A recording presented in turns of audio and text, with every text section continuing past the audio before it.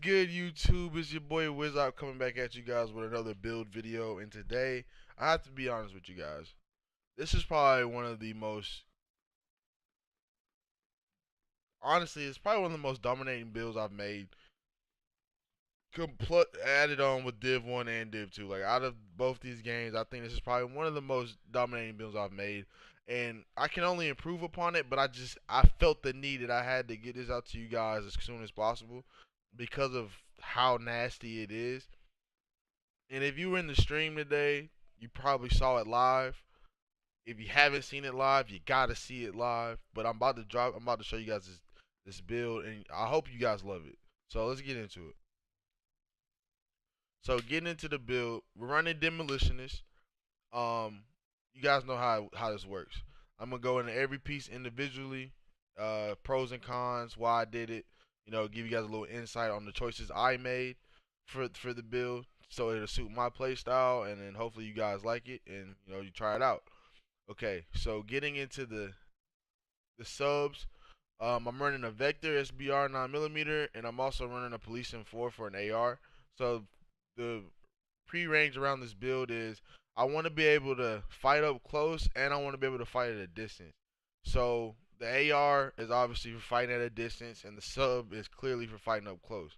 And me personally, I'm a super aggressive player, so being able to win close firefights in a really tight space is important to me. So, which is why the sub meta is it's a meta right now. I hate to admit it, but like there's a really big sub meta going on, and that's what we're dealing with. And so sometimes you just have to try to battle it the best way you can. And I think I found a way to do that.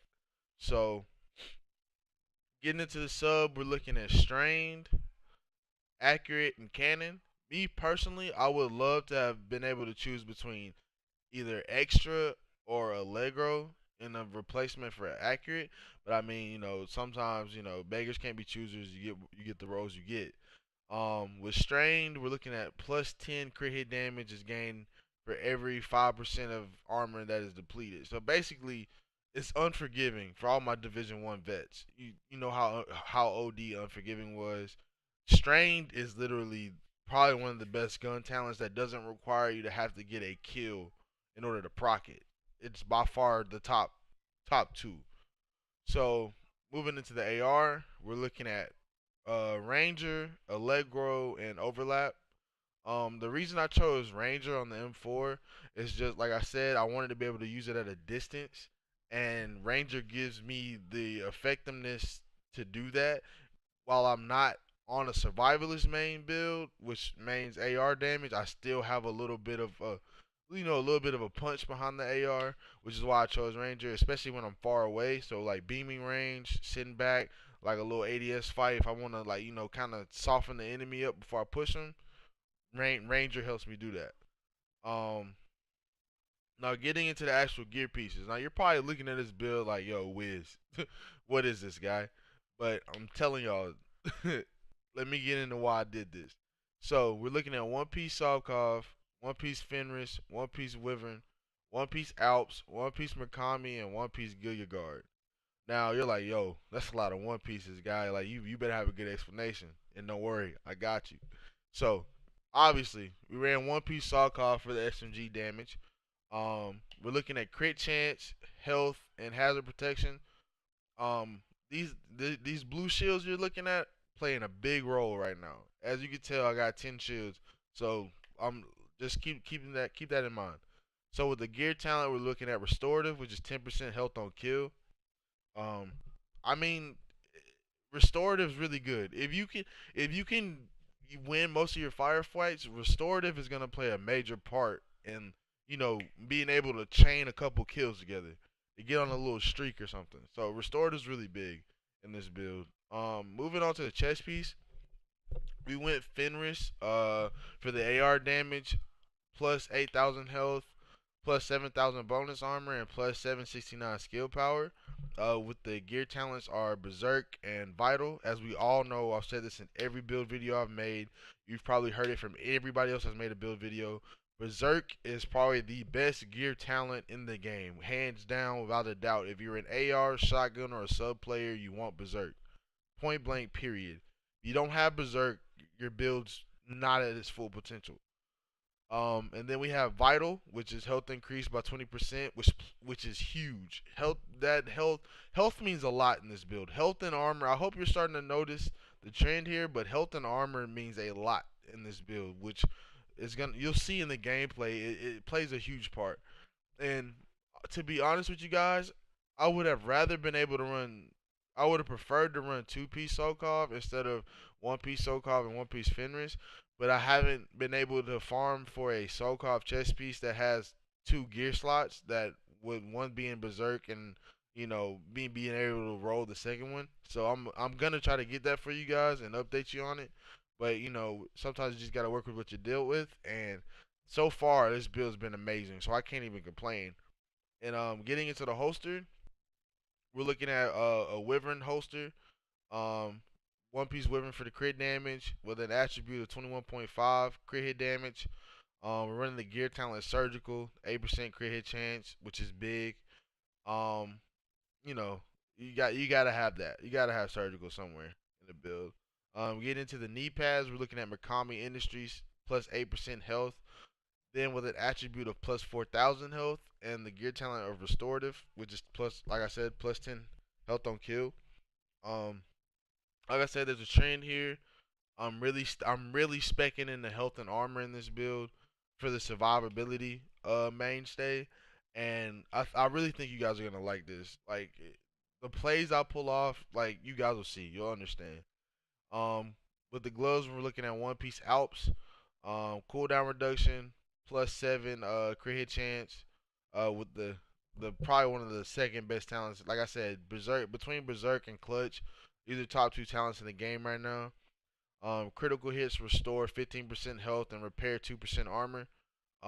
Only if you're using an AR, a sub, or an LMG. And Clutch, literally, in my opinion, Clutch works best with a sub because subs just crit more, and you will pull off some of the most amazing plays with Clutch if you know how to play it right.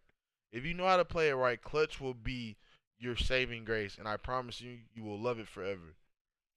Um, Now I'll get into the last piece, the Gilead Guard backpack, which is total armor. The reason I went for total armor is, like I said, I'm trying to bulk up a little bit, build around more survivability, and Gilead Guard gives me that ability to do that with the +5 total armor. And then we're looking at plus 3,000 bonus armor, 6% weapon damage, and 7,000 health with another talent of Vital. Vital is, like I said, I'm stacking in the health and armor. It's going to play a big role. You guys are going to see why. But like that health just helps so much when you lose that armor bar, because if you look at having that strong amount of health plus berserk and strained, all the and clutch, all those things mixing together, you don't die. And like you'll see, like I'm gonna pull off some plays where you're just like, yo, there's no way you should have made it out of there. And you're right, I shouldn't have. But there's a lot going on in this build, and I love it. I really do. I don't really know how to explain it.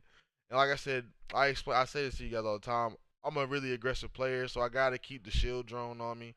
Shield drone's a must. The chem launcher's a must. This is close to a overheal or a overdose as you're gonna get in the game. It's probably one of the most. It's probably the fastest instant heal you got. It's almost a necessity. It is a necessity. A necessity. So, get into the stats.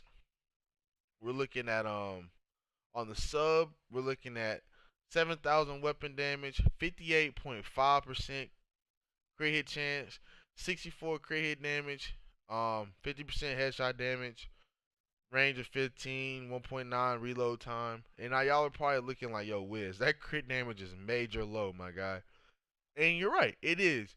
But when you have a high crit hit chance, the crit damage really doesn't matter, especially with me using clutch, because I'm just all that means is I'm critting that much more. My crits may not hit as hard, but I'm still critting really frequently.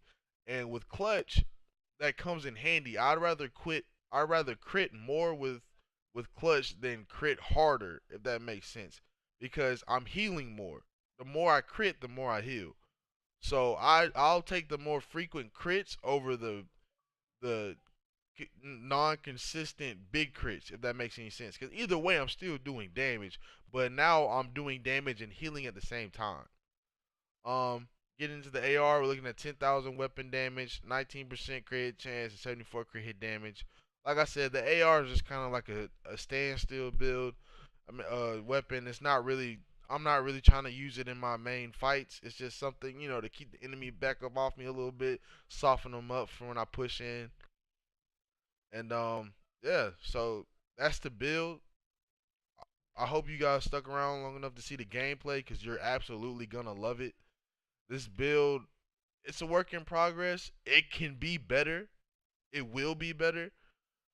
And if you guys want to make your own modifications to it to play it like how you want, let me know. You know what I'm saying? Send me some clips. I can watch them on stream. Check it out with you guys. But I hope you guys enjoyed the build. I hope you guys like the build. I hope you guys enjoy the gameplay. And I'll see you guys in the next one.